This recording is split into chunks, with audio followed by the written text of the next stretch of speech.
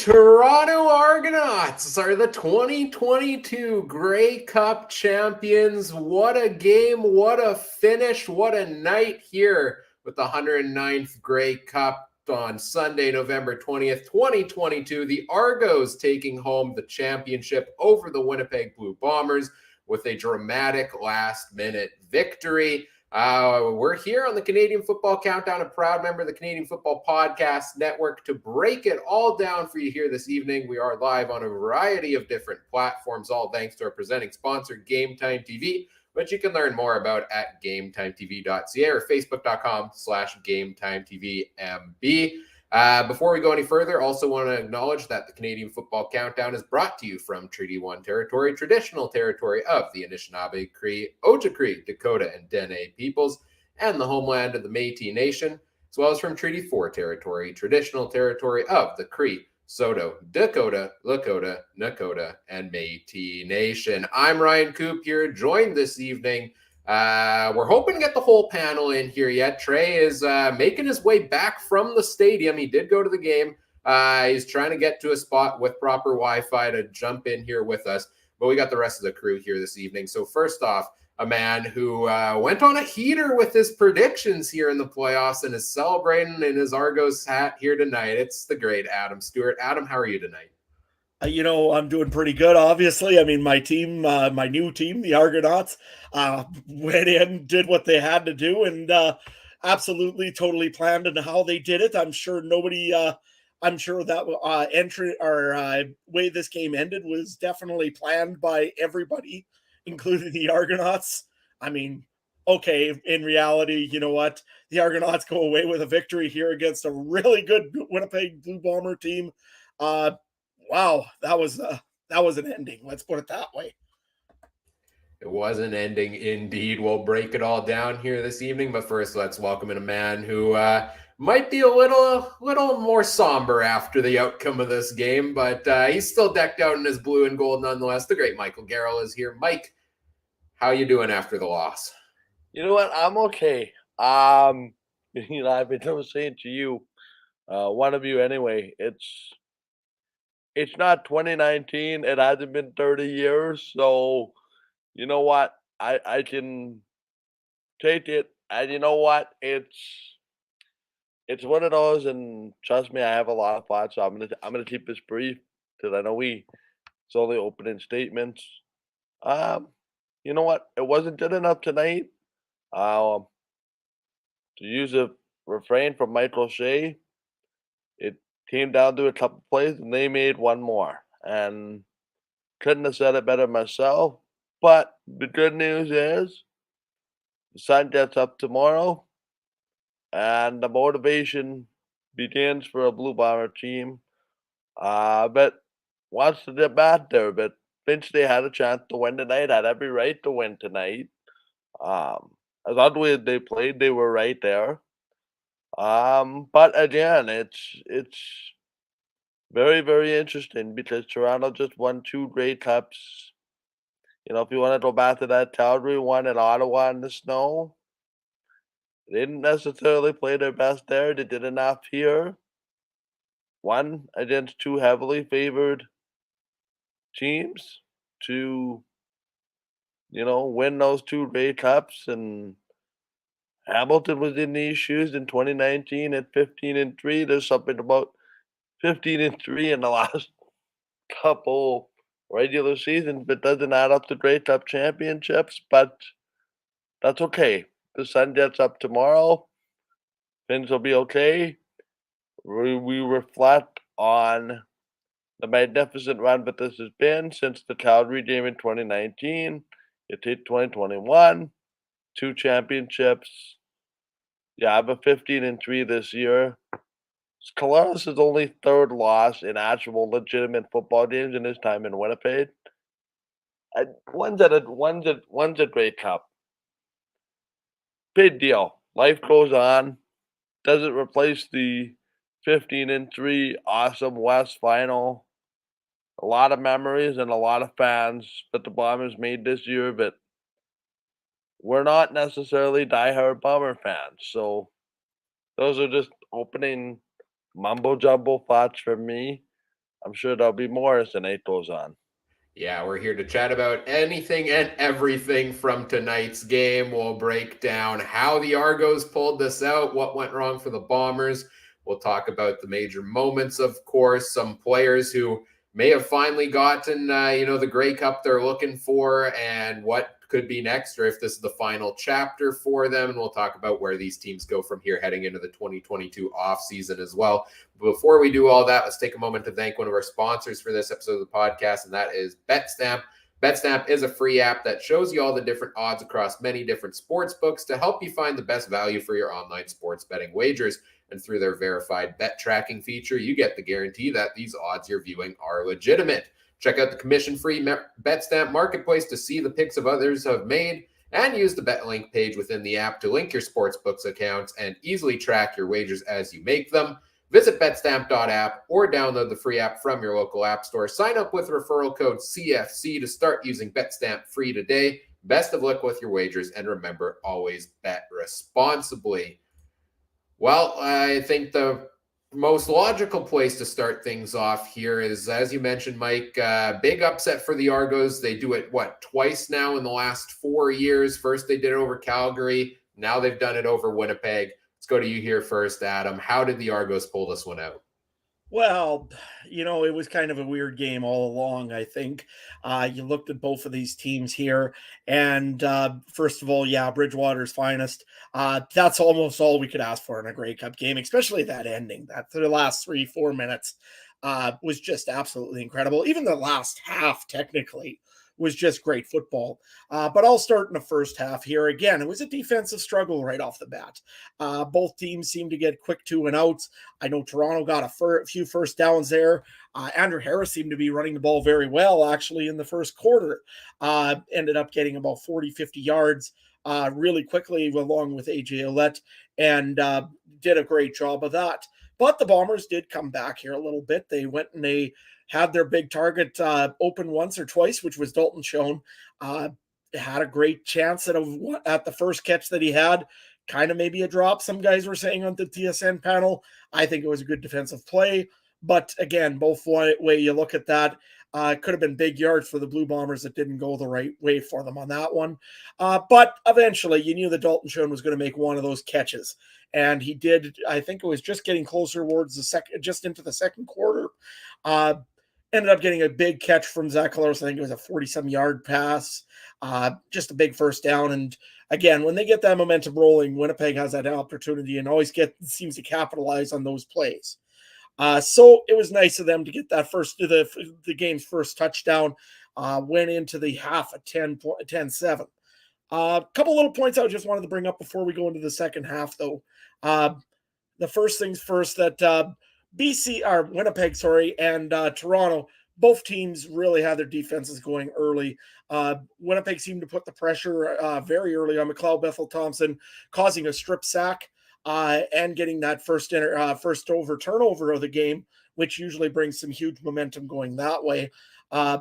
The Argos got one going into the second, or it was either in the second or the third quarter. I can't remember exactly, but they also got a strip sack. However, it was lucky enough that one of the Blue Bombers offensive linemen jumped on that ball, because that would have been terrible field position for the Winnipeg Blue Bombers to come from. But, I just wanted to bring up a couple points real quick on the TSN broadcast. First things first, when they do things, when they put some effort into things, boy, do they do a lot of good things right in this broadcast. Right at 5 o'clock, that hype video that they had at the beginning with the Maestro Sympathy Orchestra or whatever was playing, and switching it over to the football field as it was going along, and just having those little cutscenes like that, man, that was fun to watch. I know the Monday Night Football always does, and NFL, they do this all the time. TSN, go ahead and do that more. That was awesome.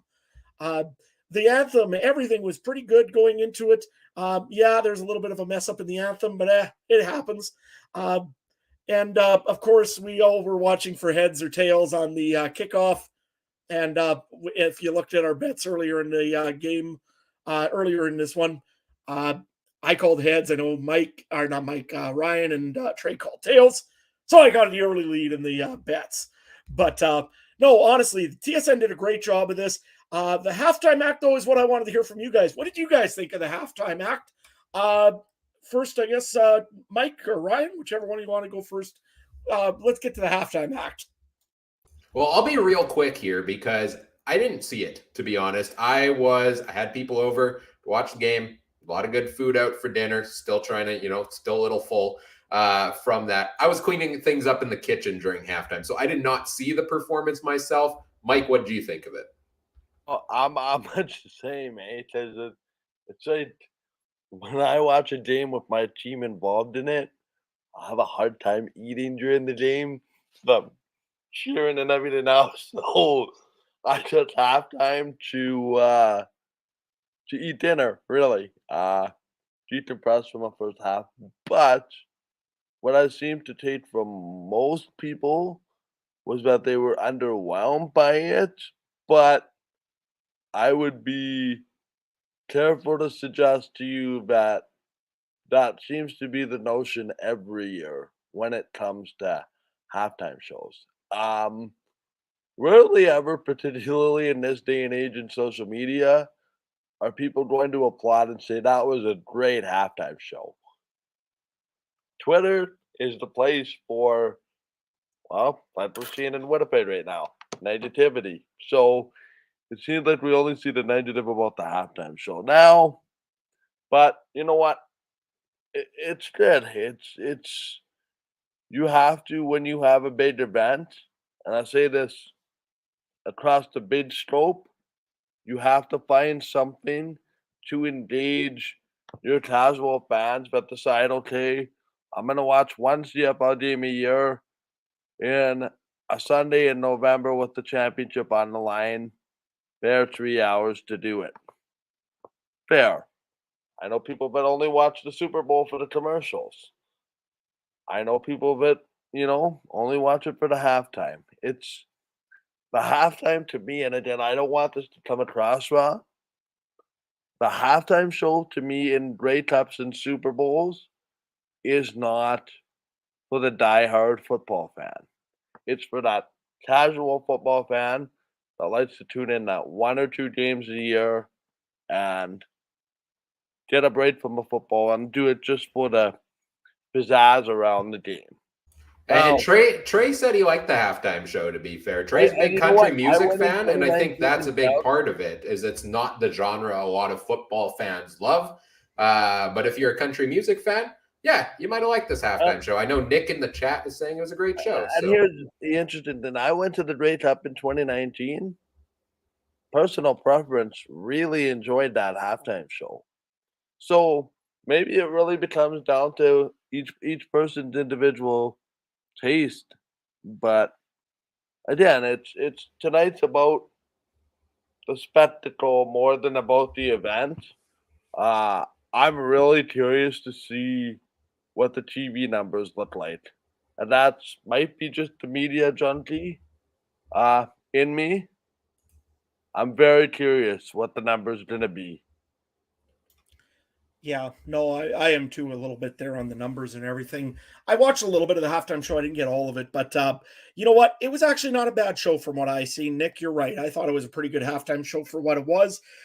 You got a country act that was also kind of a more of a rocky kind of country act. It wasn't really just country music. It wasn't the old George Strait or the old kind of music. It was the newer style. So to me, your younger audience would have loved that. That follows that kind of country pop, country rock, or whatever you want to call it. It was a good show about that. So to me, that was a good thing on that. Also, Bridgewaters, I know you brought up there a point. Felt to me like the Bombers pass rush really waned in the second half when the Argos pass rush picked it up in the second half. Yeah, that was definitely a fair point. I think that there was more pressure on McLeod Bethel-Thompson for sure in that first half. He was definitely running a little bit more, having to move around a little bit more to try to make those passes, and definitely was trying to hand the ball off or trying to make those emergency route throws because the Bombers were putting pressure on. In the second half, you're right. It did take off the other way. And in the second half, I think that it was kind of a back and forth game for a while. Zach Collaros, I want to bring up Zach Collaros here. I mean, was he really healthy, guys?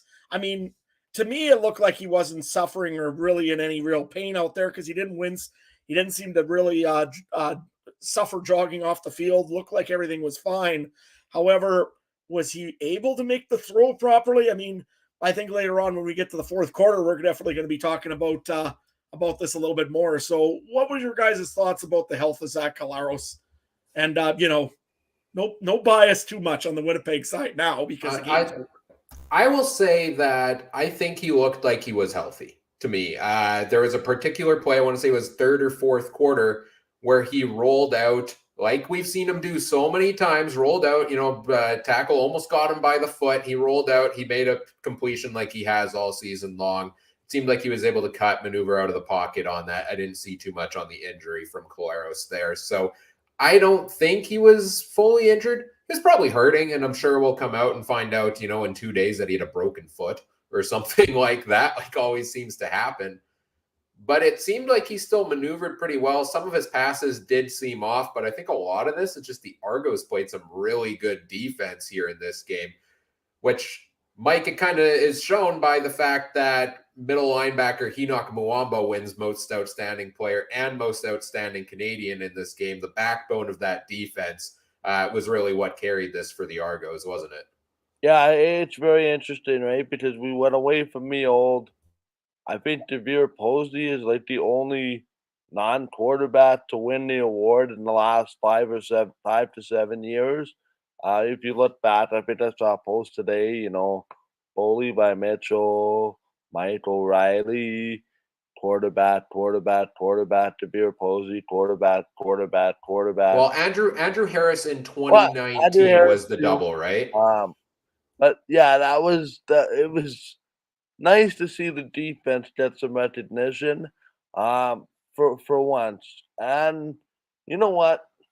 Hey, believe it as a former Bomber, this is a guy that's been waiting to win a Grey Cup. He's about as classy as they come. No problems there. Great to see the defense get some recognition for this type of performance. And in particular, guys, I think the DBs from both teams deserve an awful lot of credit, at least early on. There weren't these 45-yard dashes available. They made the quarterbacks into some precision throws, as we've seen with, a couple of the passes to Sean. Was nice to see Toronto get their receivers involved. Markeep Ambles was a little more engaged than I'd seen him in recent weeks. It's very interesting, right? Because I'm sure we'll talk about Toronto here to an extent. I was happy with their game, but it wasn't the game that I expected from the Argonauts coming into this one. As far as their offense went, I thought for sure. I had nightmares last night. I was telling people this morning.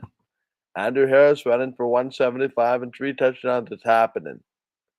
I'm really surprised they didn't run the ball. In this Argos system, though, Mike? In this Argos system where they never run the ball a whole ton is my question. Well, again, and then Chad Kelly comes in and we'll dissect that. And it seemed to be about a bat-breaking 17-yard run out of, a 15-yard. Willie Jefferson takes the penalty and shortens that play off. But the game in hindsight, guys, was everything about the CFL. Crazy, chaotic, as most Grey Cup games in the last bunch of years has been. Yeah, it was chaotic straight down to the finish. And, part of the chaos of this all is out of nowhere, McLeod Bethel-Thompson leaves the game with a hand injury in the fourth quarter. And Chad Kelly, who's been in a backup role the entire season long, first season in the CFL, all the talk this week was, well, is Drew Brown going to have to play for the Bombers because Zach Collaros is injured? And, oh, what can Drew Brown do in the playoffs? Brian Dinwiddie coaches a backup quarterback to a victory in the Grey Cup in this one as Chad Kelly comes in late in the game, goes 4 of 6 for 43 yards and carries the ball 2 for 21, including a massive 20-yard carry that really led, I think, to their touchdown drive. Adam, I don't think we were expecting this outcome with Chad Kelly being the savior here in Toronto, were we? No, I mean, let's face it, I don't think anybody's seen Chad Kelly coming in except for maybe 3rd and 1s because really that's all he's been doing most of the season. I mean, yes, he came in a little bit, over it a little bit and made the odd pass or the odd throw, but nothing serious like this. And as per the injury for McLeod Bethel-Thompson, I mean, we'll hear about it soon. I'm sure it's probably a sprain or a break in his throwing hand of some sort. I know I seen them, the guys were trying to tape that up and see what they could do with it, but it didn't seem to help or do anything for McLeod Bethel-Thompson. So yeah, Chad Kelly's game after that. You know, overall, I mean, he played fairly well. I know that Saskatchewan fans, and that's why I don't want to turn on my Twitter right now, are already asking if they can trade for the rights of Chad Kelly, which, you know, not over panicking at all or overthinking things yet. But no, played what he needed to do, made the throws that he needed to do, and has that ability to run. And he showed it with that 20-yard scamper when they needed it the most after a kind of a terrible penalty by Brandon Banks for yelling at a ref. So when this dust settled and everything else, I still say that Chad Kelly did what he had to do to get this team into the point of winning a game. And kudos to him. He did what he needed to do as a backup to go in. It's always next man up.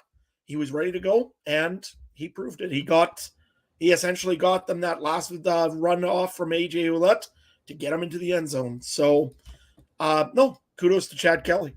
That's such a moment where it would be just expected for a backup to come in and falter and them to fall just short because of the injury at the last minute there, right? But to his credit, he got it done. And yeah, he didn't light it up, but he didn't need to. And it was a pretty limited amount of time, and he put 60-something yards up on the board there. I just do not want this to turn into an off-season debate of, okay, McLeod Bethel-Thompson needs to go. Like, people have been saying it in Toronto for years that MBT is not the guy. And, oh, Chad Kelly's the savior, so he should be the starter going into next year. Here's what I'm doing if I'm the Argos for 2023. I'm bringing both of these guys back for another season because MBT had a heck of a year, finished first in the league in passing yards, and he's getting up there in age. He's been in the league for a long time now, right? So, yeah, how many more years is he planning on playing in the CFL? I think you put him out there as the starter and give Chad Kelly another year in this system to develop, and maybe he is your quarterback of the future there. But I think at least for the time being, yeah, he's the savior here, the hero, kind of one of the heroes, obviously, on Grey Cup night. But I don't think he's ready yet at this point to take over as a starting role. But like you said, Adam, I wouldn't be surprised to see a team like Saskatchewan maybe take a little closer look at this one here. But speaking of heroes, Mike, one of the biggest heroes in this game has to be, I mean, he was the hero, then he was the villain, then he was the hero again at the very final moment. And that's Robbie Smith, who on the Bombers' final drive got a big sack on second down, put it to third down, gets another sack, a second one. He was flying, it seemed, all day long, too. He was having a great game. Face mask call on that one, extends the Bombers' drive. They move it down the field more. Mark Laggio kicks the field goal, and it's blocked by Robbie Smith after the Bombers just blocked a field goal like a minute earlier. I feel like we see maybe, 2 to 3 blocked kicks in a season. We saw 2 within a minute in the final 2 minutes of the Grey Cup.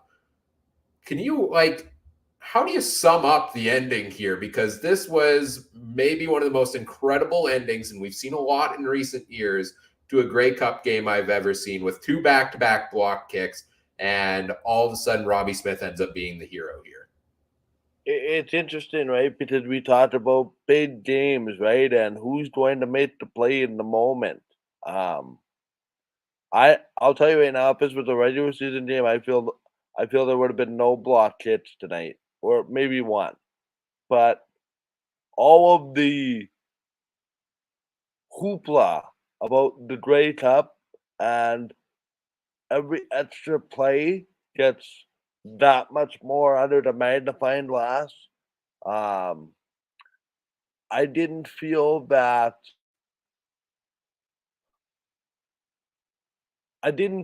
both teams executed the way we've seen them execute in the past. Um, I didn't think they were magnified in a championship game.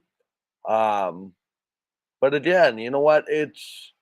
We talked about unlikely heroes in Grey Cup. He's one of them.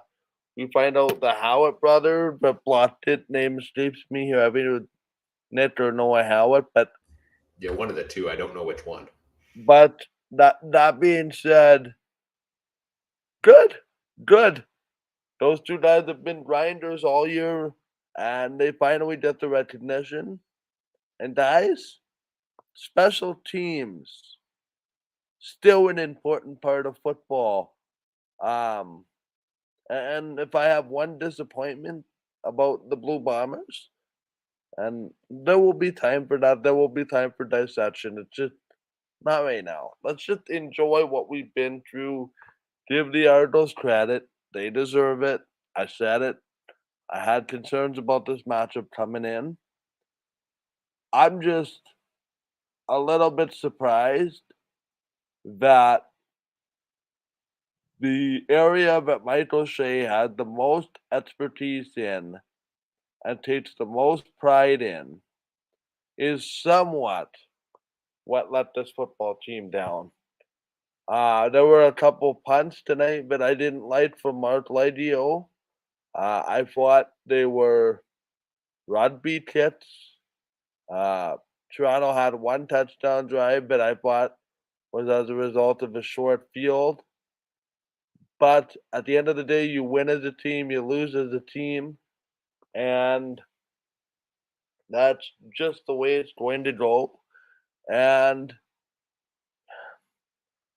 whoever has the less messy painting that is of maybe a preschool picture wins the Grey Cup, and that's okay.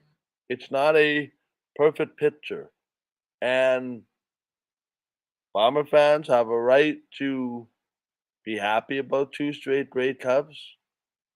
One thing I learned, and I didn't need any reinforcement about this, just how hard it is to do what the Bombers did. And they were eh, closer than most people want to give them credit to 3 straight. And then we're talking about the drive for 4, the drive for 4. Let's be perfectly clear here. One loss doesn't define the Blue Bomber season. Heroes are born in championship games. So happy for guys who maybe don't get the credit in an 18-game season, but in one of the biggest games and one of the biggest moments, make the biggest play, and credit to Dinwiddie. Because it's easy to say, you know what, dude? You took a 15-yard penalty. You're going to sit on the bench. He didn't do that. He said, go out, continue to play. That is a good coach.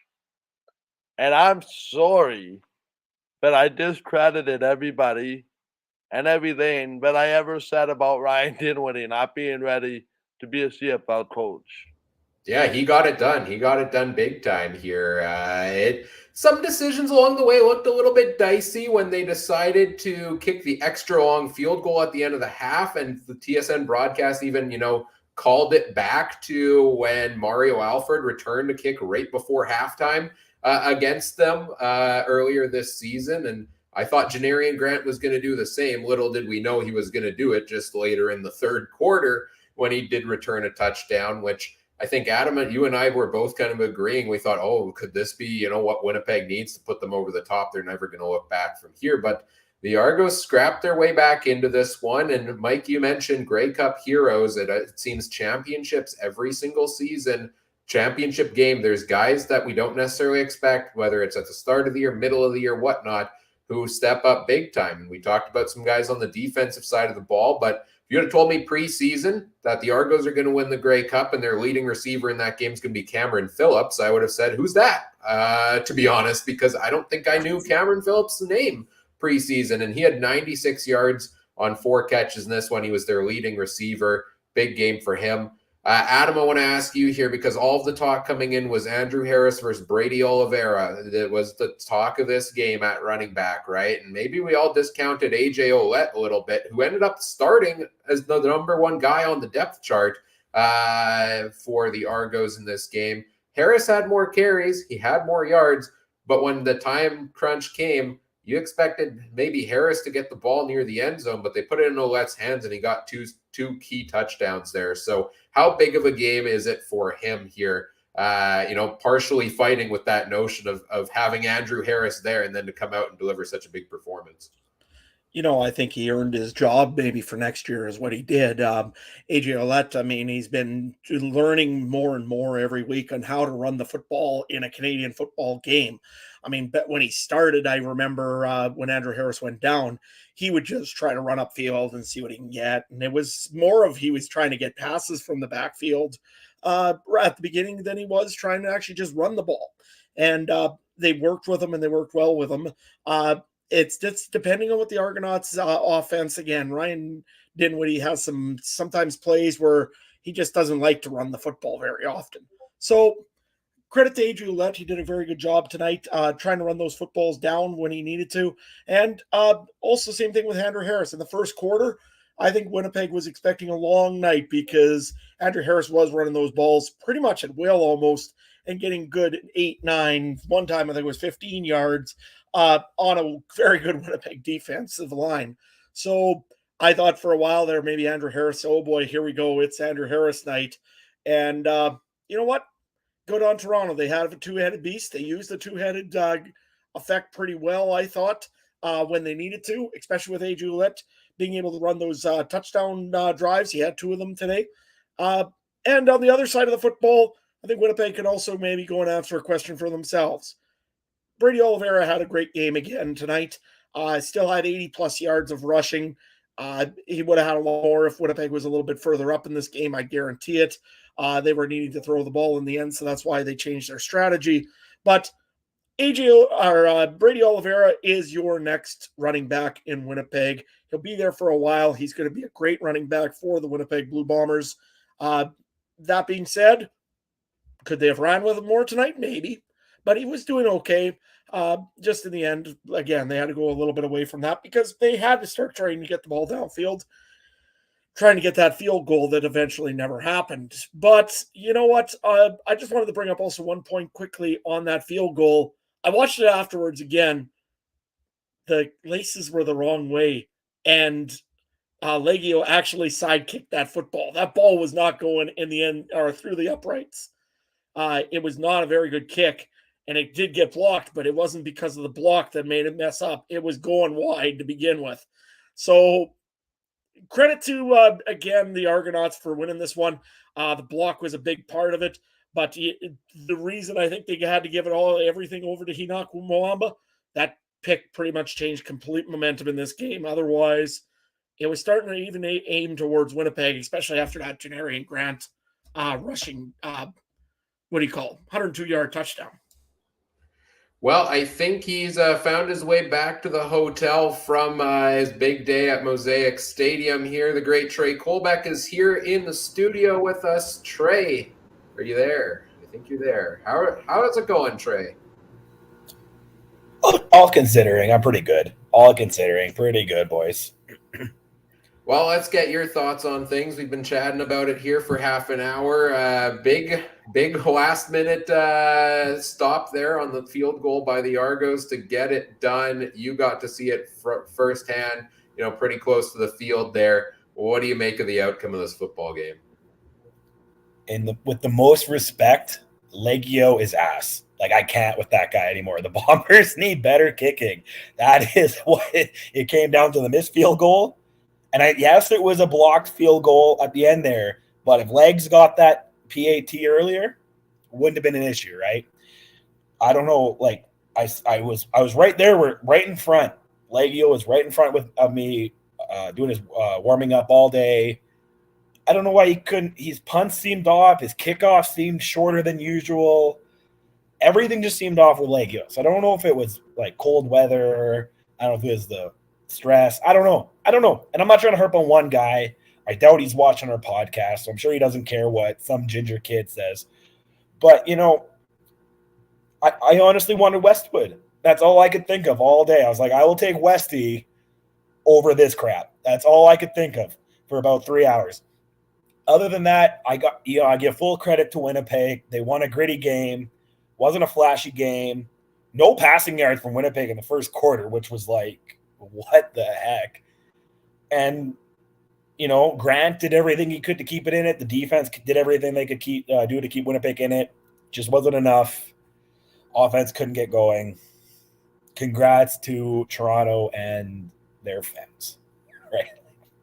And to all the Rider fans screaming, Bombers suck, make the playoffs. Make the playoffs first, and then you can scream, Bombers suck. Can't make the playoffs? Don't sit there and give me that, right? Don't sit there and scream at me that we suck. We were 1 point away from a three-peat. Where were you? You have no quarterback right now. You have no offensive line right now. You have no coaching right now. I know Adam's laughing. It's not directed at you. You've been the nicest Rider fan to me this week. All the other Rider fans. And the idiot Bomber fan who started the wave third quarter. Idiot Bomber fan starts the wave third quarter when we're up by 4. What happens? Every time. Every time. I turn around and pointed at her. Sit the bleep down. And then guess what? She puts her jacket on and tries to hide after we lost. I still know what you look like. Whatever. It's always the wave. It's the wave every time. It seems to be. It was secretly started by a Rider fan. Yeah, maybe that's what it was. Let's talk about the Winnipeg side here a little bit more, because we've talked about what Toronto did well to pull out the win in this one. But let's go to you here, Adam. What did the Bombers do not well enough? The 15-3 season. This is now the same thing Hamilton did back in 2019, right? Big regular season, record-tying, record-breaking regular season. Doesn't seem to be able to get it done in the big game. For a team that we've seen is still relatively intact from the last 2 years, that has been able to get it done in the big game. Why couldn't they do it today? I think there's two things. One, the defense did a lot of good for the Winnipeg Blue Bombers. The secondary stood up. I think Brandon Alexander had a great game. But what I looked at was guys like Willie Jefferson and all. They couldn't get the pressure in the second half like they did in the first half. They were getting some movement around, and I know that I think what happened was, especially when Chad Kelly came into the game, they had to respect his running ability a little bit more, and they pulled back off of the pressure on to Chad Kelly a little bit. They had that second down play where they knocked the ball down. Willie could have caught himself a pick six there almost. But I think that he just didn't get that extra pressure on after that. They were thinking, well, either he's going to start throwing, then all of a sudden that big 15 or 20-yard scamper happened, and then all of a sudden they had to respect the run game. Winnipeg was not sure what was going to happen with Chad Kelly in there. That helped the Argonauts get that extra touchdown. The other part on it too, the passes from Zach Collaros were good. It just seemed like there was a lot of drops, and this is to be said with the Argonauts too. I mean, Tavares Daniels was fighting the ball a bit. Brandon Banks was fighting the ball, but so was Dalton Schoen, and you looked at it here. You didn't see any really guy get into it much for the Winnipeg Blue Bombers in the passing game. Yes, Craig Ellingson was open for one pass, but after that, he really didn't do a whole lot other than that. Rasheed Bailey, same thing. One pass, had a pretty good play, but that was about it. And I think they overcomplicated it a little bit as well. You ran Nick Dembski. You weren't giving the ball to Brady Oliveira in the end, but you were going and doing jet sweeps with Nick Dembski, which to me, when you're down, you can't really run as many plays like that as far as I'm concerned. So those were the couple things I seen.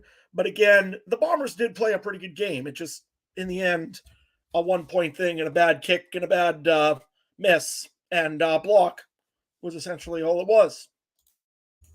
Yeah, and exactly, and it came down to it right at the end. Despite some inefficiencies there, Mike. One thing when we were chatting earlier on that you were saying you were disappointed with the Bombers is not sticking with the run game at the end of the game. What was wrong there in your opinion? Well, number one, you have a quarterback that isn't healthy. Number two, you have a lot of short down to goal distances. And that kind of picks up one of my pet peeves in the first half was there was a couple 2nd and 5, 2nd and 3, 2nd and 4s where you decide to throw the ball when you clearly have a running back that can get you a couple first downs to win a couple you know extend a couple drives. Um, it seemed to me the Bombers went away from conventional wisdom almost to catch the art of napping, almost like reverse psychology in a way. This is coming, but we're going to change it up to try to fool you. Well, sometimes you have success with what works. And my big issue is you went away from what works. I think my bigger annoyance is my bigger annoyance is we can debate this all we want. The Dakota Prokop interception, there's no need for that type of throw.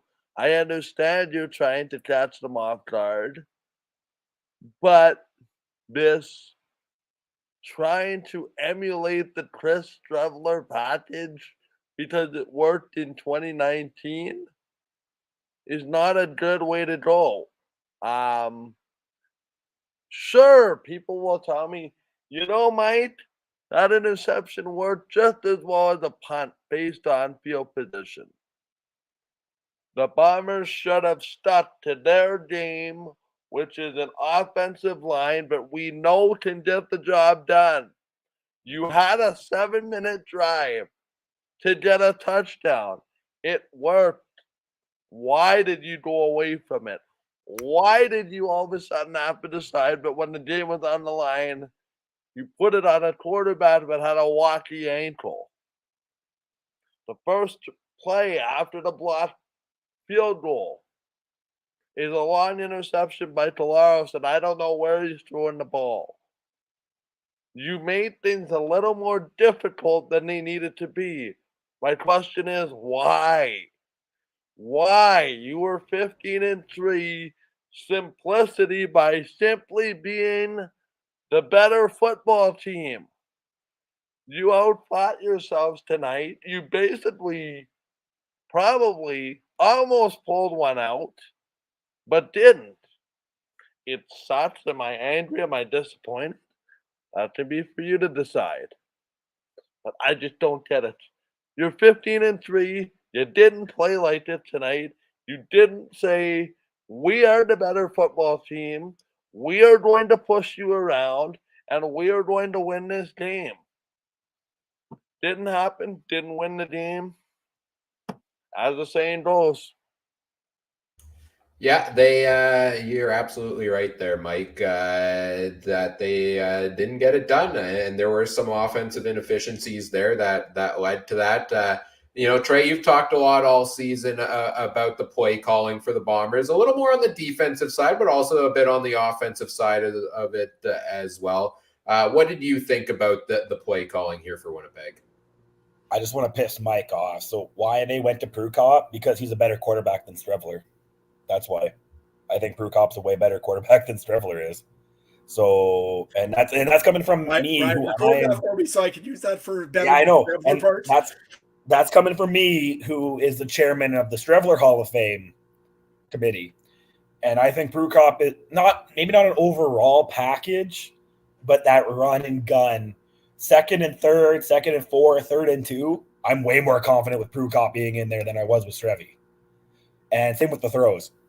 So that's I just like pissing Mike off because I'm still so happy how I pissed him off about how home field doesn't matter a couple weeks ago or last week.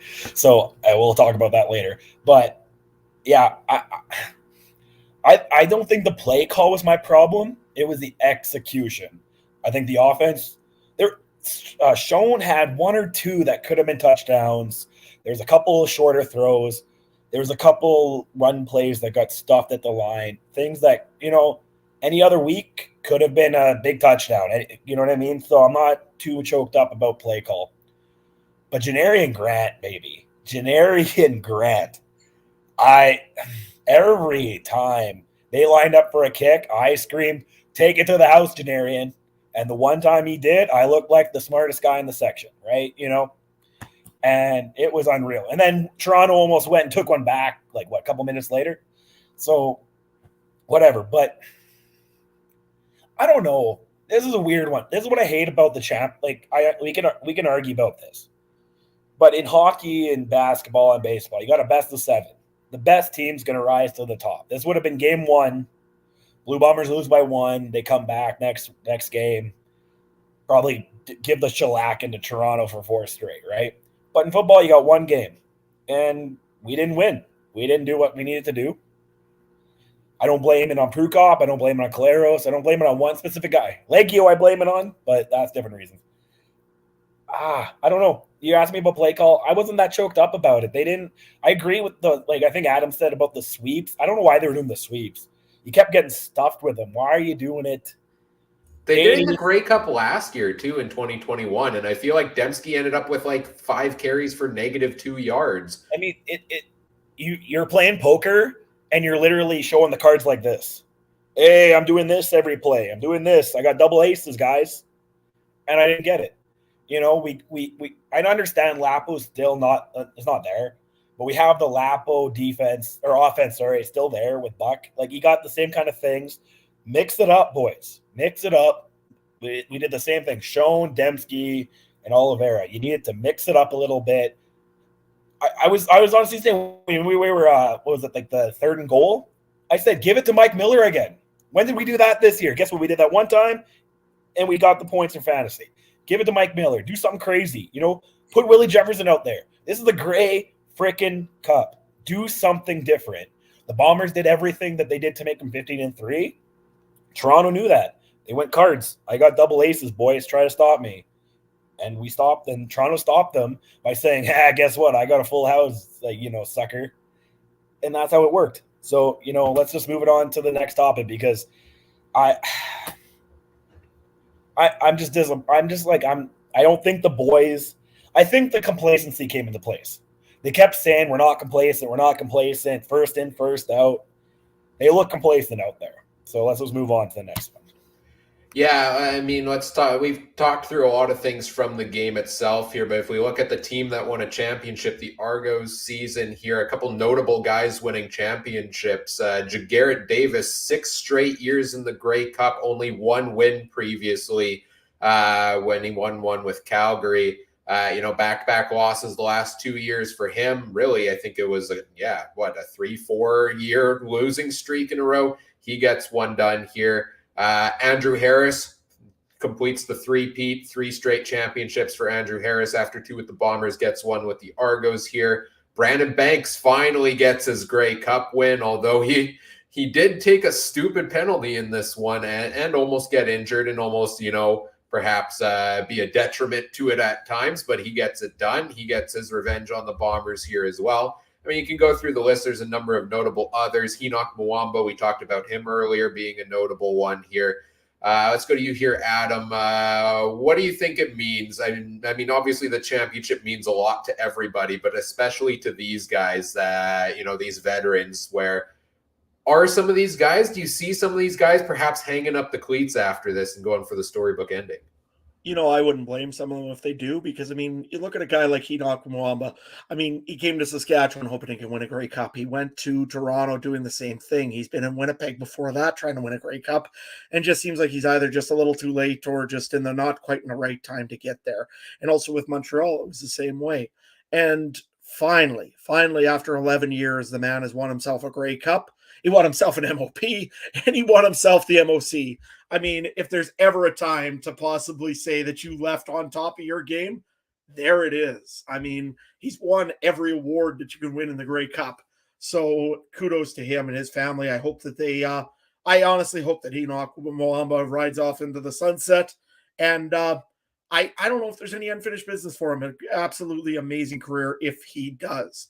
Same thing also with Andrew Harris. He's had injury issues now for the last 2-3 years, has not been 100%, even in this Grey Cup here. I mean, as much as everybody wanted to say Andrew Harris is 100% ready to rumble, it didn't look like it. I mean, he had a few good runs at the beginning of the game, but looked like he tired out quickly.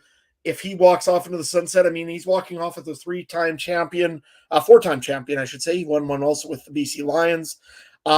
Has won various awards, won the Canadian Bowl, which everybody doesn't quite get to say that very often, has been the most outstanding player, has been the most outstanding offensive player a few times, has just pretty much won any award that there is to win. So again, if this is the end for Andrew Harris, and I, again, 100% hope that maybe it might be because he can retire and call himself a champion and walk out on top, I don't blame him one bit for that as well. Another guy that you mentioned there, Jagarrett Davis, I hope that for him, I hope he doesn't retire, in all honesty. And none of these guys, if they don't want to retire, I hope they have another successful year next year. But if Jagarrett Davis doesn't want to retire yet here, I hope he gets traded to the Saskatchewan Roughriders. There's no reason behind that whatsoever. But you know what? Again, another guy that's had a great career overall, I'm well known. I remember him in Hamilton running shop usually over there, and just a great player again.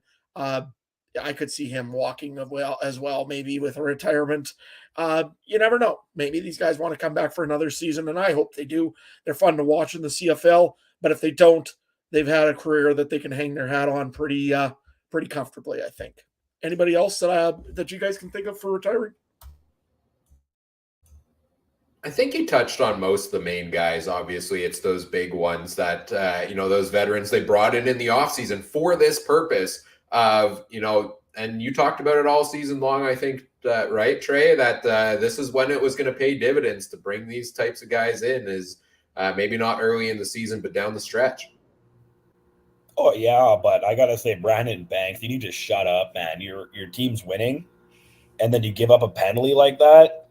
Like, that's not veteran stuff, man. That's not veteran. Like, you need to be the leader on that team. And honestly, like, if Winnipeg ended up making that field goal, you could sit there and point at Brandon Banks on that penalty all day.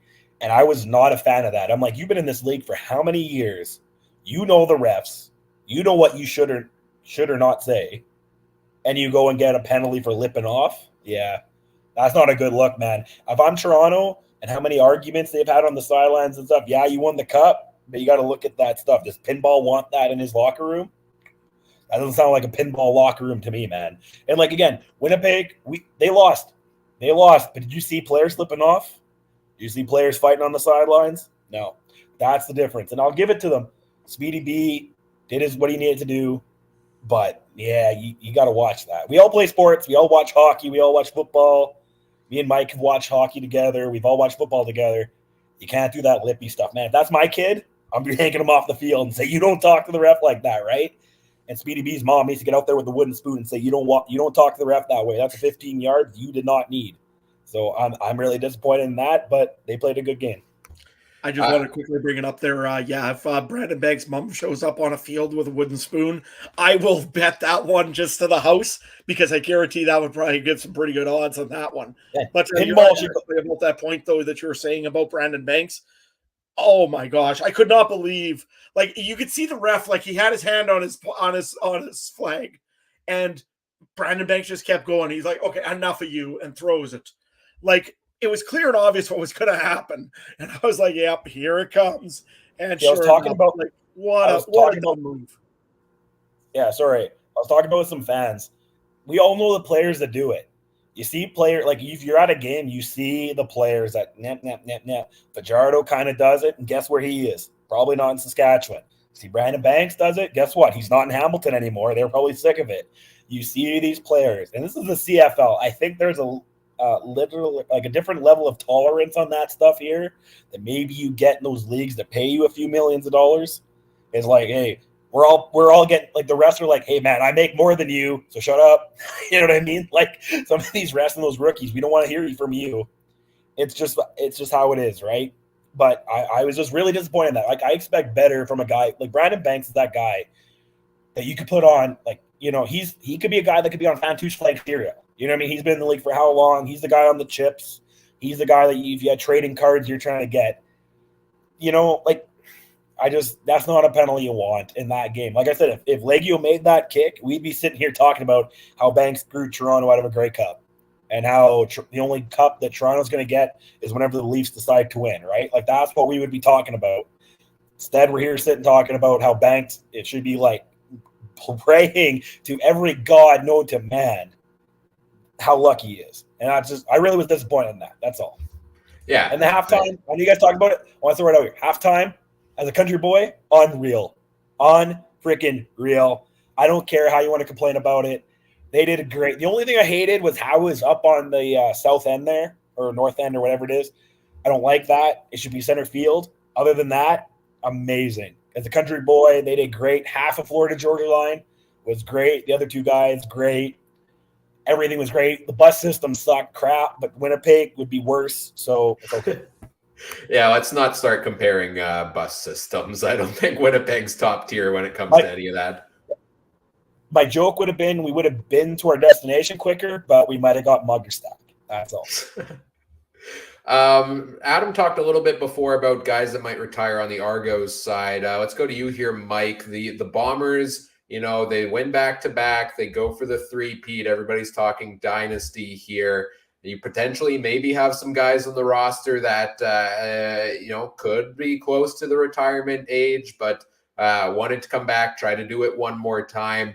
You see any guys here on the Winnipeg side that could be sailing off into the sunset after this loss? And I guess the question is for the Bombers, like, is this the end of the three-peat? Well, obviously it's the end of the three-peat, but the so to say dynasty, are we looking at potentially a much different team, or are they going to find a way to bring them all back again for one more try next year? No.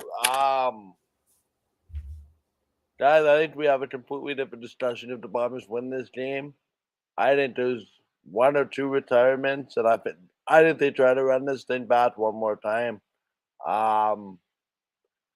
I have it on good intel that a significant amount of Blue Bombers already have contract extensions in the drawer already agreed to.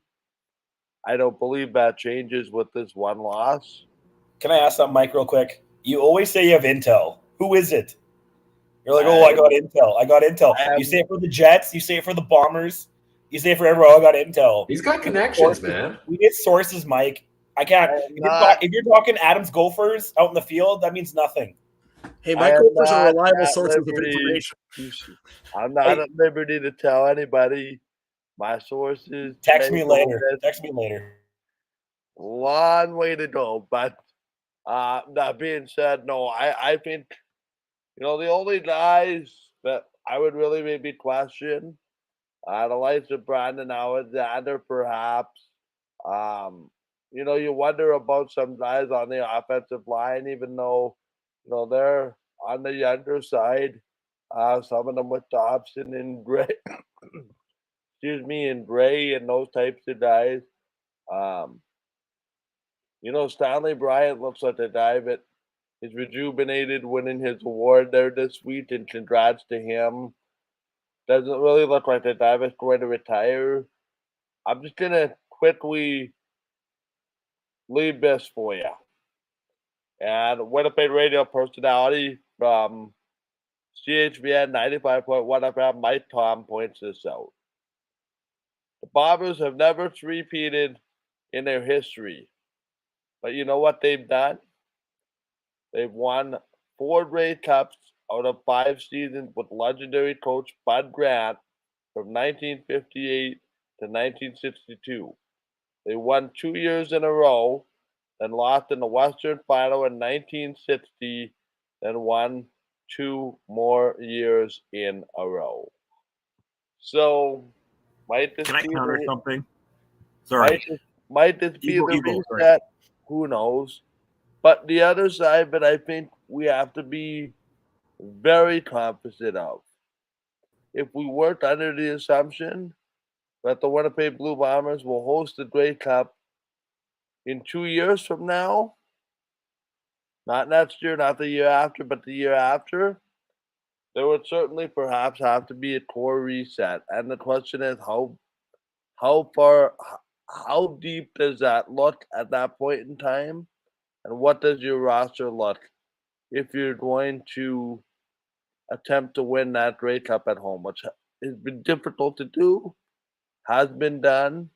Um, Guys, and there was a comment here. The main thing is for the Bombers is if Michael Shea is staying, I would expect to get clarity on that in the next 10 days to 2 weeks. Um, I think the answer is yes. Yes, yes, yes, and yes. Michael Shea doesn't like to talk about himself. The one thing here is I'm kind of running out of thoughts because they're all kind of scrambling together here, which is fine. But if you do get a chance, go to the Blue Bomber social media, watch Michael Shea's acceptance speech on the Coach of the Year award. Um, a man of very few words in most cases, at least publicly to the media, had a lot to say and a lot of thanks and a lot of accolades to hand out. Bomber Nation, we may have lost, but we will be back, and we will be back because of Michael Shea, and we will be back because this fan base has invigorated itself. And as I always say, one loss doesn't define a season. Let's run this thing back. It is so easy to, given the amount of free agents in the CFL, you lose somebody to plug somebody in. I bet you there's a lineup of free agents waiting to play for Michael Shea should somebody decide to retire. Bombers have the number 1 odds to win the Grey Cup next year. That no accident. I mean, that's not surprising, right? That they would go back and put them number 1 in the odds makers for next year. Yeah, Mike O'Shea himself, I think, brings a lot of potential people wanting to play for him with his coaching style. You know, he really believes in his guys, and he brings the best out of them a lot of times. But I think things will potentially look different for this team going into next year. I mean, you certainly can't keep everyone. They came close to doing that this past season, but, you know, guys are going to want raises. Guys are going to want to go off to different places. Adam, let's go to you here. What do you give us the outsider perspective? You're the only one that's not a fan of the blue and gold here. So what do you see changing for this team this offseason? And I guess starting off, there's a question from Richard in the chat. Dalton Schoen going south? Well, I think he's going to get an opportunity. I mean, if he's got his option right, which is usually one thing in the 2-year deal that most guys sign, he may have an option. I'm not sure if he does. If he does, yeah, he's going to take his shot because I'm sure there's an NFL team looking for a guy like Dalton Schoen. I would be very surprised if he isn't. I think the biggest thing, though, you're right, is Mike O'Shea in this team right now. I think the guy wants to eventually become one that can maybe have a little more autonomy, possibly maybe even a general manager's role, or maybe he wants to move up in the ranking. An NFL team may even maybe be thinking about Mike O'Shea. You never know. He's a free agent now. I mean, CFL rules and coaching doesn't mean I think it's the end of the season that they're all employed until the free agency essentially opens up, unless the guy's under a team and it's another CFL team. I think they have to ask permission or something like that. I know Saskatchewan's doing with the offensive line, but nevertheless, I think a lot of things hinge around Michael Shea first, from what I can see from the outsider's point of view. See what happens with Michael Shea. Kyle Walters will be there for quite a while. Same thing also I think that they have a pretty solid coaching staff there right now in Winnipeg. That's all not going to change unless something changes with Mike O'Shea, which, again, I'm saying there's probably like a 10% chance of that happening. So there's not much of one. But just for those that want to say that you're telling me there's a chance, I'm just going to say it for that. But no, they've got lots of questions going ahead. I mean, Nick Dembski's needing another new deal.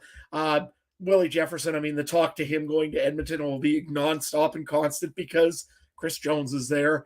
We're going to have other guys. Again, Jackson Jeffcoat's been a little banged up this year. He might be thinking about something else. I doubt it, but you never know.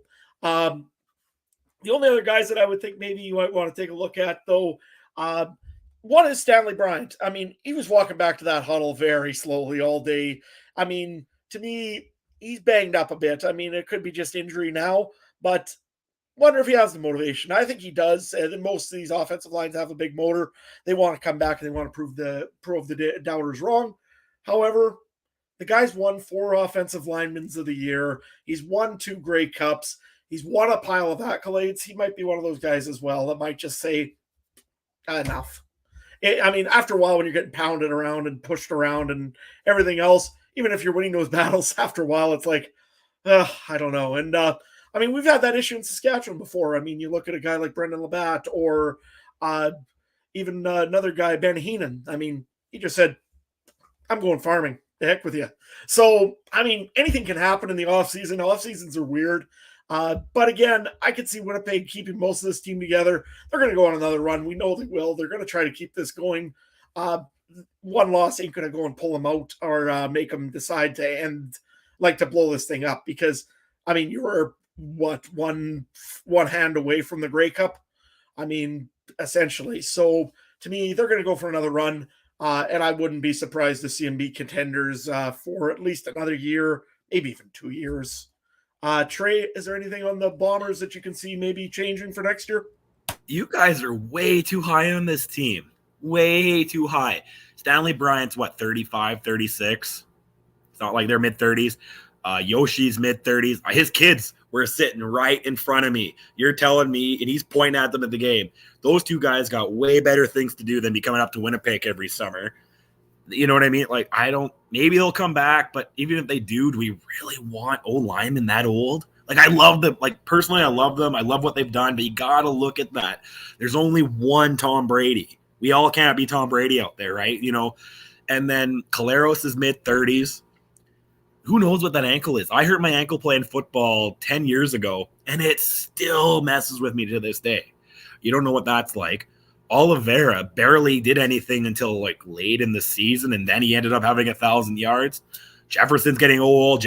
Thomas is getting old. Jeffcoat's getting old. The bend not break defense.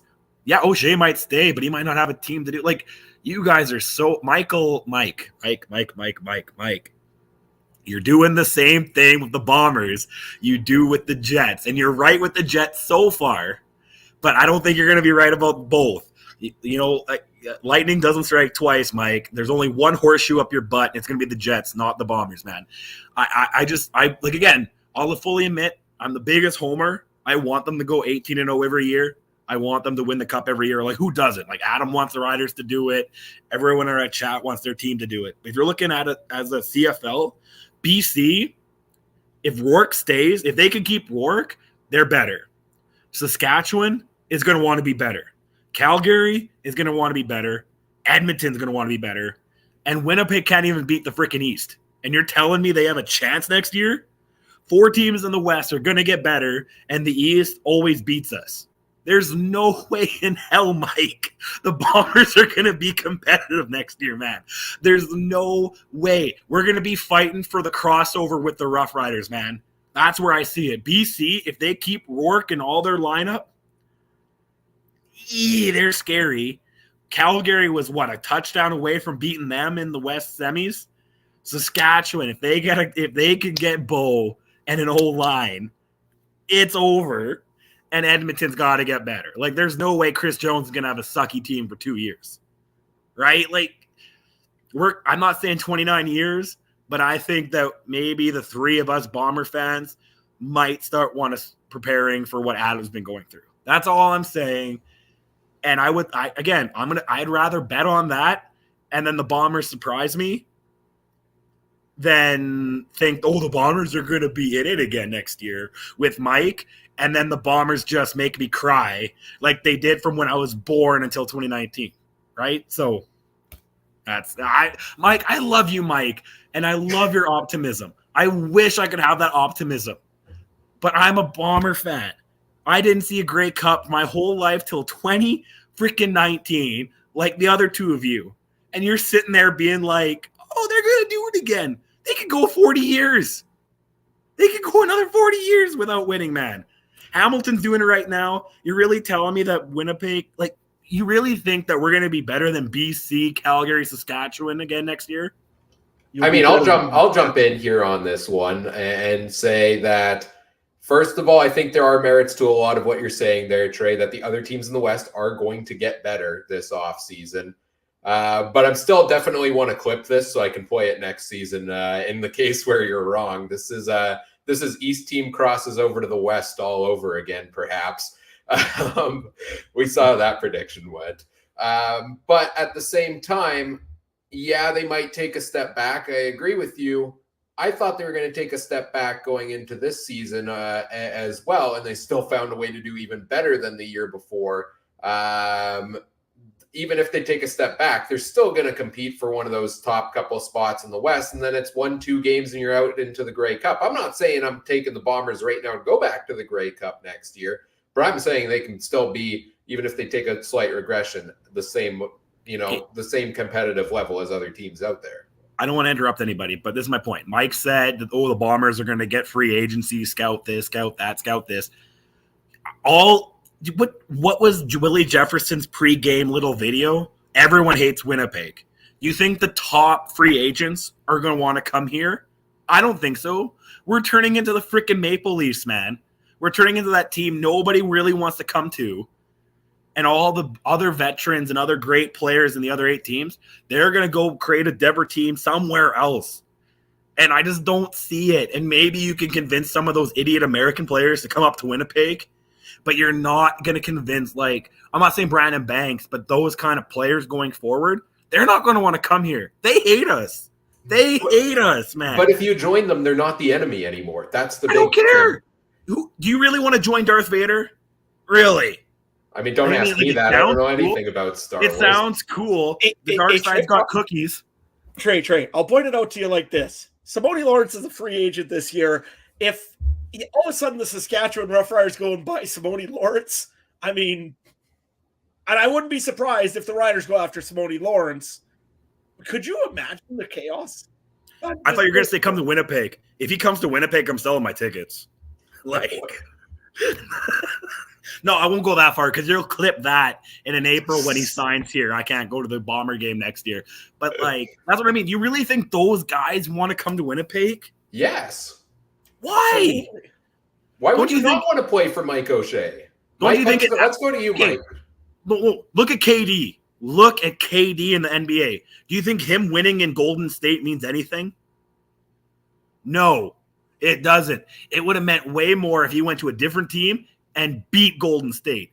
These guys want to go to Toronto. They want to go to Saskatchewan. They want to go to Calgary, BC, dethrone the champions. That adds to their legacy more than joining Darth Vader and the Death Star actually blowing up all the planets. Here's with that calculation, nobody will want to join Toronto because they just won the cup.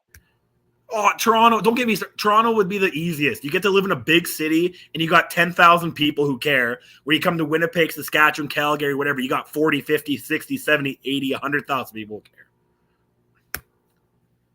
But I don't see it. I don't see it. Again, I am the most cynical guy in the world.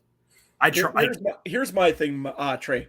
My team was 1 win away from winning senior playoffs last year, and I got players that want to come on my team this year because they want that opportunity. 1 goal away. The Winnipeg Blue Bombers are one hand not getting up in the air from winning a Grey Cup. You telling me that people don't want to join a team that's one hand away from a Grey Cup? To me, I could see a lot of teams wanting to sign up for that. They still got the coach, I guarantee. I mean, like I said, Mike O'Shea ain't going nowhere, right? Let's all agree. I agree with that. Okay? But again, you got one of the best coaching staffs in the league. You've got a brand new stadium. Winnipeg's a fun place to hang out in, and the fans really care about their game. That there would make most players want to sign a deal in Winnipeg. Don't give me that stadium thing, because I'll tell you, there's no home field advantage. Like, I think the home field advantage, but those that. training facilities, the setup for the rooms, all that adds to it.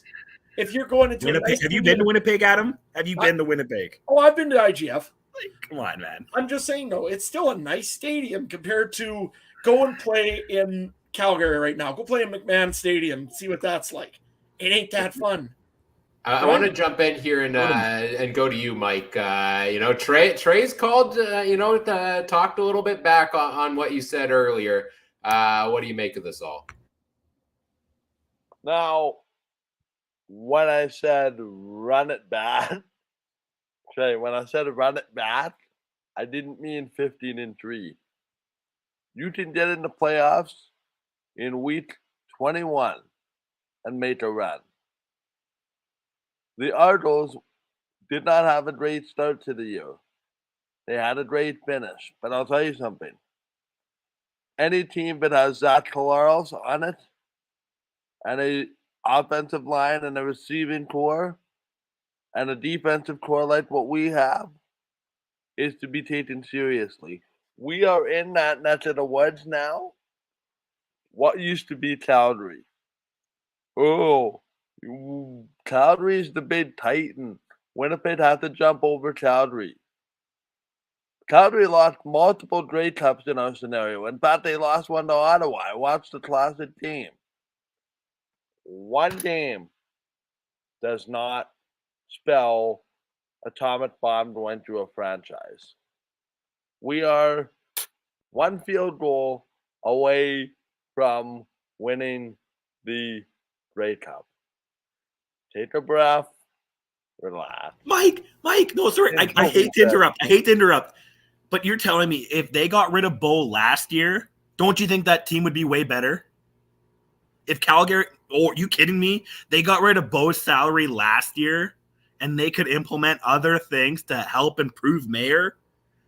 I honestly, after Collaros' thing today, I would have been okay if he didn't sign that contract. I'm going to tell you that right now. I wouldn't go with Drew Brown maybe, but I would look at Bo, Fajardo, look around. I'm not saying they couldn't sign Collaros. But after his performance today, without throwing a single yard in the first quarter in the biggest game of the year, I would take a step back and be like, maybe we shouldn't have given this guy $650,000 for 3 years. I'm just saying. In a league where the quarterbacks around the league did hardly anything this season, you have a guy that's lost, 6 football games in 2.5 years, where he went on to win MOP, 2 championships, and fell just short in another one. You're willing to take a chance on moving on from him. How many did he win? I don't know the exact number, but he was certainly an integral part in a lot of them. Really? Look at his stats, man. He's like, he Tom Brady's it. How many games did Tom Brady really win for the Patriots and the Bucks? Not many. He's a good guy that you want when you're down by a touchdown to tie it up or get the win, but he's not winning many games throughout the year. He sits back and this is going to be a crazy offseason. I can't with you guys. I love you guys. I love it. And I've been drinking since 9 a.m. So maybe this isn't the greatest time. But, oh, my God, we could go on for 3 hours about this because I disagree with this guy. Adam's my best friend right now. I don't know. I think even Adam disagrees with you. I think you're the odd man out on this one. That's okay with me because, like I said, if the Bombers end up going 9-9 next year and maybe making 4th or 3rd, that's on par to me. They went out there and got par. They're not 1st. They're not 2nd. Maybe 3rd.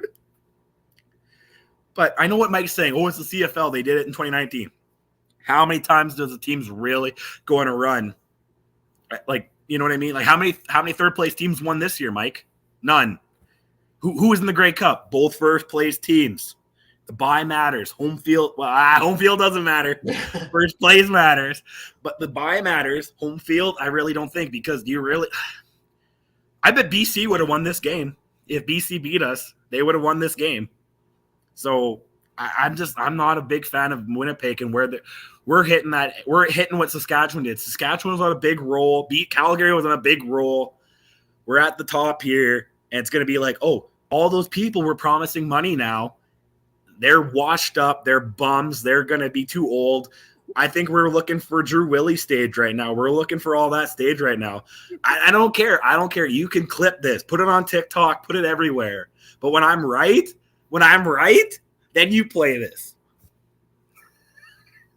I don't know how to respond anymore.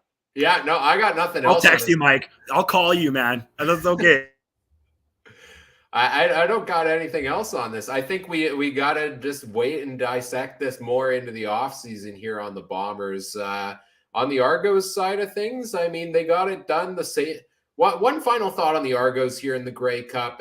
As this game was going on, I got the same vibe I got from that win they had over Calgary in 2018. It was the exact same type of football game where, and it was really what they did all season, trot Boris Beatty out there for 4 or 5 field goals in a game. But the defense gets it done.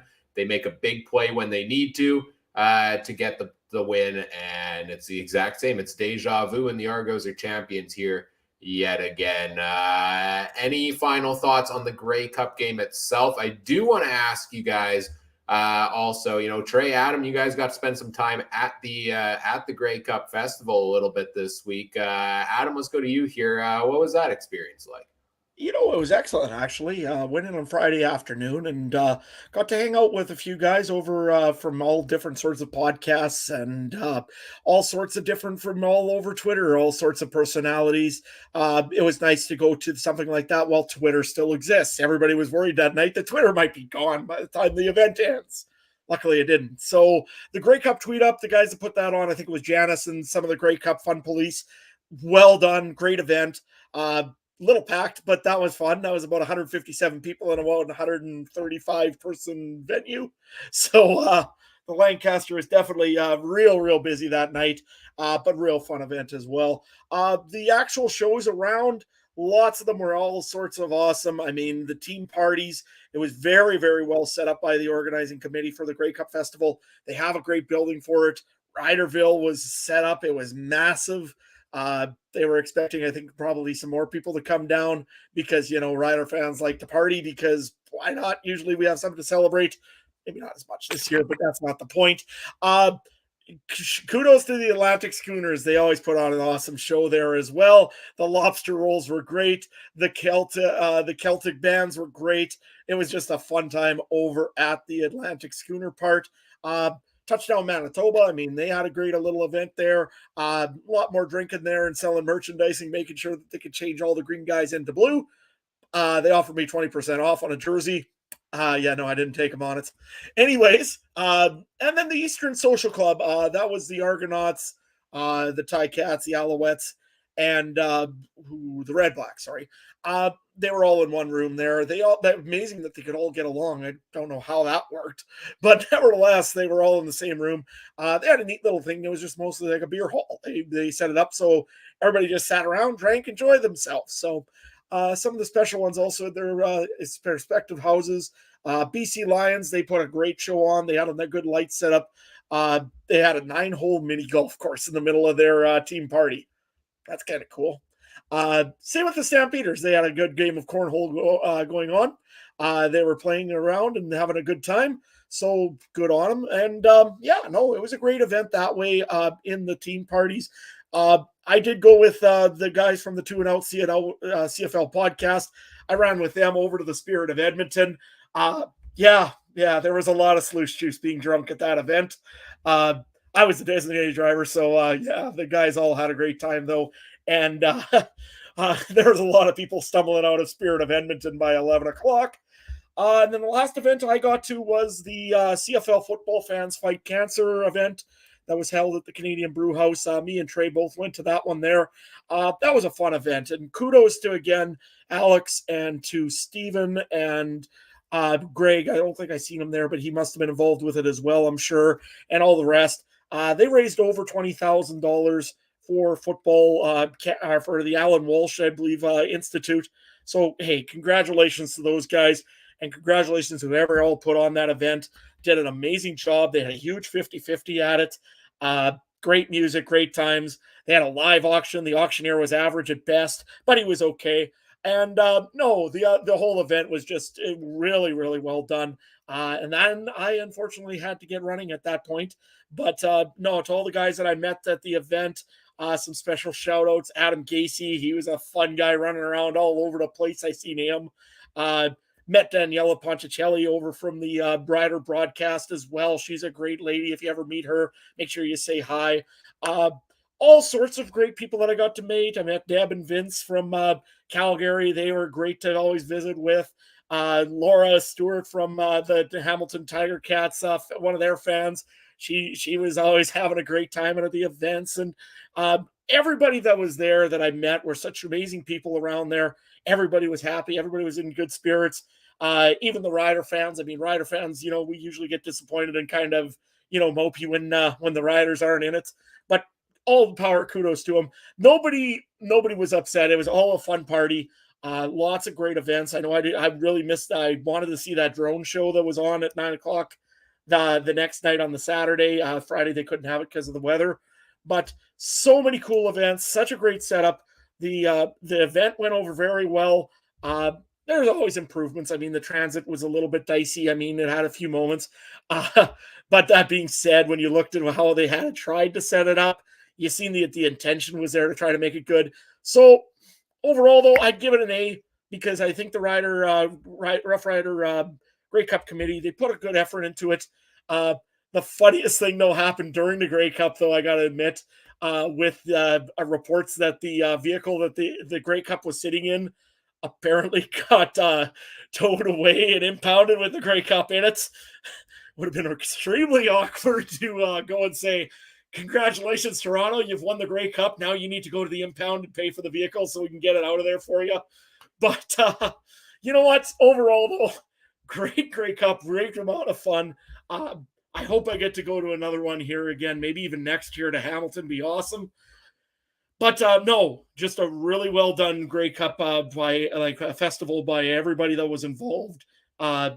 And kudos to them. Trey, what did you think of her? I know this was this your first? No, this was 4. It was number 4. I've been to 2 to Winnipeg, 1 at Canadiens in 06. Maybe whenever Nelly Furtado was the halftime show. I remember that. Winnipeg, whenever last time it was there with Fallout Boys, all I remember was I was in the smoke area having a dart when they were playing. So I don't remember much of the halftime show. And BC in 2014 with Imagination Dragons. I watched that halftime. I watched that one. And this was, so 3 cities, 4 venues. First time watching my own team. So Adam, I offered everything, man. I offered to pay, offered to do whatever. You said, no. So we're done now. But if Winnipeg hosts it, man, you can sleep on my couch. You can have whatever you want, man. I'll make sure the kids clean it off for you. You can come on out. I'll give you a ticket, man. I don't sit as nice as a seat as you. I sit way at the top at IG Field, and you can sit right next to me there. But great time. I love I know I'm talking more about the game, but there's tons of Bomber fans. I've never been that close. Like I said, I sit top row, 50-yard line, 55-yard line. I could see everything. It's great. But being down there with the players, I yelled, "Hey, Farhan!" And he looked, and you know what I mean? Like those little things that you don't get sitting at top. It was great. Thank you, Adam, again. But looking at the other things, I didn't really spend too much time at the party. I went out a little bit on Friday with you. The one thing I have to say, it's kind of sad that the best Eastern party is a team that doesn't exist. You know what I mean? Like, that's the worst. That's the absolute worst. The Schooners deserve to be here. I don't care if they're Nova Scotia, New Brunswick, Newfoundland, Maritimes, whatever it is, they deserve to be here. They put on, honestly, they rival most Western teams when it comes to the party, right? Like, maybe the host team, like Riderville, is pretty packed, but you know what I mean? Lobster rolls and wasn't the band yelling, "Sociables!" Like, you know what I mean? Like, it's just a whole party there for a team that has never existed. Great. Transit, actually, you know what? The transit Friday and Saturday was fine. Today it was getting home. Actually, once I got on the bus, it was okay. It was finding the bus. So I don't know if Mike and Ryan ever try the park and ride in Winnipeg. Very similar to that, but add way more people and less signage. That's what it was. But other than that, it was actually, like I said, Winnipeg would have been just as bad, and you're getting stabbed, so it doesn't matter, right? So, but the parties were great. The parties was fine. You know what I mean? I can't remember the podcast. I was literally waiting in line at 3:30 for the bus, and some guy was like, "Oh, was it the Rouge something podcast?" And he's like, "Are you Trey?" And I'm like, "Yeah." And then he said some podcast he's from, and I'm way too drunk to remember it. So it's great. And then I think I texted you in the group chat that some chick was sitting on my lap. Ends up, she's from my hometown. She's like, she's like, "Are you from Winnipeg?" And I was like, "Yeah." And she's like, "Where are you from?" And she goes, "I'm from Virden." And I'm like, "No way, I'm actually from Virden." And she's like, "No." And then we're talking about teachers we've all had and everything. The crazy things that happen at Grey Cup, right? Like I have to drive 6 hours to meet someone I might have been a neighbor with. You know what I mean? Like the crazy things you find at Grey Cup. Love Grey Cup. Screw the Super Bowl. $3,000 a ticket. It's not worth it. Come to Grey Cup. You meet people. You know what I mean? Every Bomber fan was great. Every Rough Rider fan was great. Every fan was amazing. The one Argo fan at the game was great. It's great. Yeah, it looked like you guys had a lot of fun there this week. And, Adam mentioned an auction earlier on. Adam got to auction off some tickets at this event. If you haven't seen it yet, go to Trey's Twitter at TreyMBHarness and check out the video he took of Adam doing an auction. Save it for the off-season CFC talent show there, Adam. Guys, I think we got to wrap things up here shortly, but I'll let you jump in. Mike, do you have any final thoughts here? Yeah, Mike, you're wrong. You're wrong, Mike. You're wrong. Thank you, Trey. I'll make sure you have a loud microphone the next time I see you. That being said, I just have a general question. Now that we made all this discussion about Jared Davis setting Grey Cup 6 in a row. Have we? Maybe it's too early for this, or maybe it's an off-season related question. But have we come to understand or come to figure out? And I don't mean to start a big 10-minute discussion about this, but maybe just one thought from all of you of what comes to mind.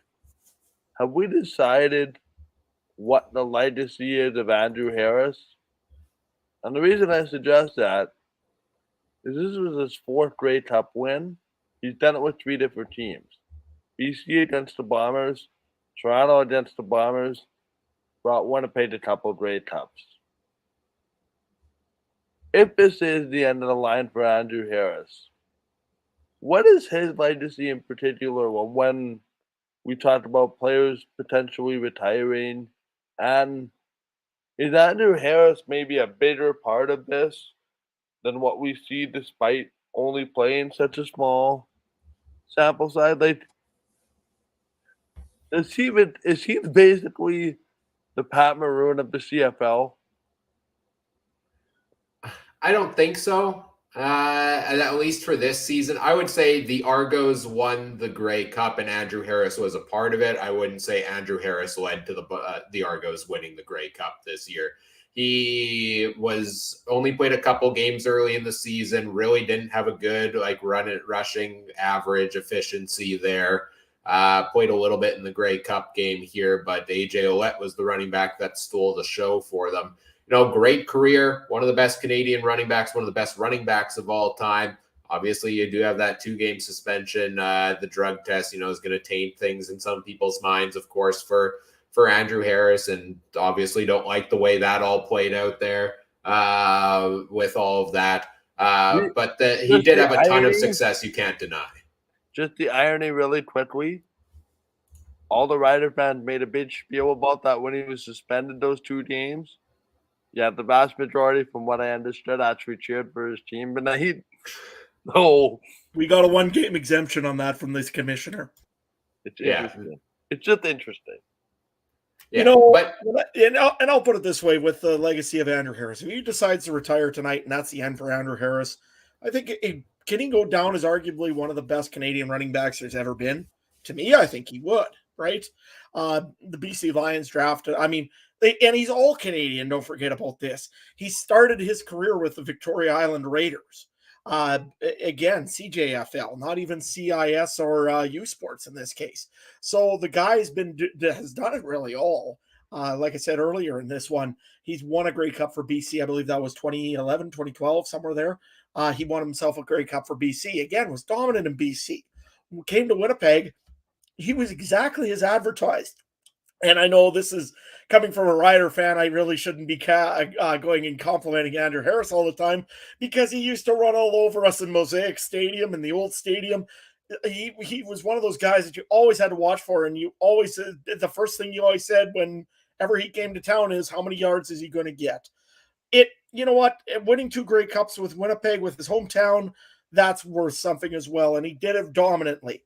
This year, he was a little bit banged up, and he was banged up for a year or two now, and maybe wasn't getting those yards like he used to get. But again, he was one of those guys that you looked at and said, oh my gosh, this guy here, if he's out there, you got to keep somebody on him. It don't matter if he was at 100% or not. You always got to watch for Andrew Harris. And to me, he's got to be considered, at least a minimum, he's a Canadian Hall of Famer, without a doubt. And to me, he could be probably, and again, this is argumentative, because I mean, there's been some great Canadian running backs in the past, but I don't know if there's been any more as great as Andrew Harris, to be honest. All right, guys, I think that does it for tonight. We've talked about everything here through the Grey Cup and beyond, going into the off season here. Let's see what's coming up next on the podcast. We have one more show planned for this season for you. A week from tomorrow, Monday, November 28th, we're going to do a full CFL season wrap up.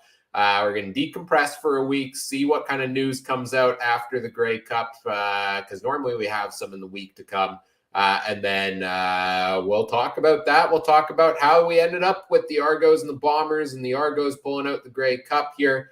And we'll talk about maybe what else is to come here with the podcast in the offseason. You can catch that 9 p.m. Central Time, Monday, November 28th, on a variety of different platforms: YouTube, Facebook, Twitter, Twitch, and the Game Time TV YouTube page, all made possible by presenting sponsor Game Time TV, which you can learn more about at GameTimeTV.ca. Of course, if you want to follow us on social media, Twitter is still alive, so that's exciting. You can find the podcast there at CF Countdown Pod. You can find us on Facebook as well, facebook.com/CF Countdown Pod. Make sure you check out all the other great shows from around the Canadian Football Podcast Network at CF Pod Network on Twitter. Guys, where can everybody find you and everything you've got going on? Mike, let's start with you. Sorry, pardon me, I missed your question. Where can people find you on social media and everything you've got going on? Oh, yeah. Sorry, people to find me. I should know the routine by now. People to find me on Twitter, I just said at Mike Carroll. People to find my company, Game Time TV. Watch.GameTimeTV.ca. www.GameTimeTV.ca. And on Facebook, facebook.com/GameTimeTVMB. Right on. Let's go to you next, Trey. Where can people find you and everything you're doing these days? Am I unmuted? Okay. I was muted by somebody there. I don't know whoever host is muted me, but that's fine. That makes sense. I understand. I deserve it. But you can find me at Trey MB Harness at Twitter. I would say you could find me at the Game Time stuff, but I'm not sure if Mike's going to fire me after today. But we'll talk about that later. And I might not have hockey, but I definitely have horse racing stuff. If you want to see how much I think these three guys are wrong, at Trey MB Harness. Yeah, sorry, that may have been me that hit the mute button before. I try to mute the live mics if people leave them going. Okay. Just to clarify, Trey's status hasn't changed. I've offered my forgiveness already. We can just chat it down to we agree to disagree, and that's it. I just didn't want the rumor started, so I thought I'd clear that up right now. You know what? I just want to say about the podcast, I'm going to play the Bo Levi thing. I don't have a contract going into next year. I might test free agency. I might have got – I don't know. That's all I got to say. Well, we'll have to we'll try to get ahead of the game and get a contract negotiated before the before the off season gets too far into things here. Adam, how about you? Where can people find you and everything you got going on? You can find me at Adam Stewart 1 over on Twitter if you want to follow that. You can find me at Facebook again, Farmer in Saskatchewan, Farmer in Sask. Usually end up with me for some reason. I don't know. There's lots of farmers, but I guess I'm the only one in Saskatchewan that must tweet. No, I'm kidding. There's lots of us. But it's a good season. You know what? I just wanted to say, guys, thanks again. It's kind of the end of the season, sort of, and the wrap-up show. It's going to be our first full year here, me and Trey. So it's kind of a celebration a little bit. And I can't wait to do it again next year. Hopefully, maybe we'll be talking 2 different teams in the Grey Cup, or maybe the same 2 teams. Who knows? But the important thing is, make sure, thanks again to everybody for all following us and doing all the kind of cool stuff and going from there. So, right? It's been a great season. It's been a fun season. You can find me on Twitter if you want as well, at CooperTrooper42. If you want to talk anything there. It's been a great season. Like I said, really had a lot of fun doing this twice a week with all of y'all and everybody who's joined us in the chat. And looking forward to our season wrap-up show coming up a week from Monday, where hopefully all 4 of us will be here for that as well. So look forward to that. Whatever podcast platform you're listening on, we appreciate it if you do all the fun things such as like, comment, subscribe, rate, review, share the show with your friends, help us grow the show. We always appreciate that. And on behalf of our entire panel here this evening, I'm Ryan saying thank you for listening. Take care. Have a good one. Bye.